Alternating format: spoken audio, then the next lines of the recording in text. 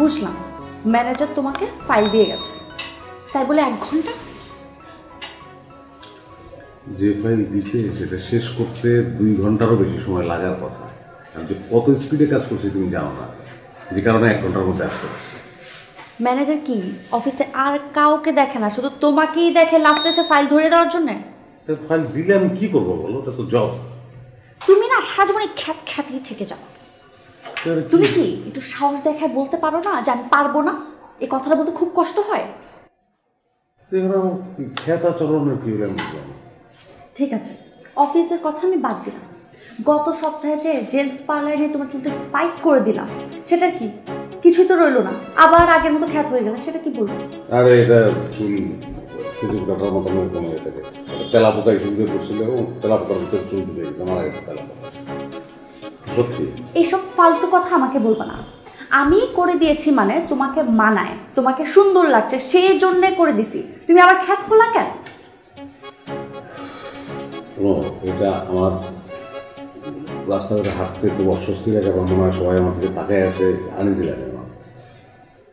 তুমি না যে খ্যাত সেই খ্যাতই থেকে যাবা। তোমার আমাকে মানায়, কোনোভাবে ম্যাচ করে? আমি একটা জিনিস বুঝেই পাই না, এত কিছুর পরও তোমাকে আমি কেন ভালোবাসি? মাথা ঠান্ডা হলে ভালোবাসো, আমার ভালোবাসা বিলটা দিয়ে নি। হ্যাঁ দাঁড়াও, এই অবস্থা কেন ওয়ালেটে? কত বছর হয়েছে মানিব্যাগটা বলো তো দেখি, কত বছর হয়েছে? দেশ যতদিন না স্বাধীন হয়েছে তারও আগের না বলো এটা? কোন ধরনের কথা বললাম?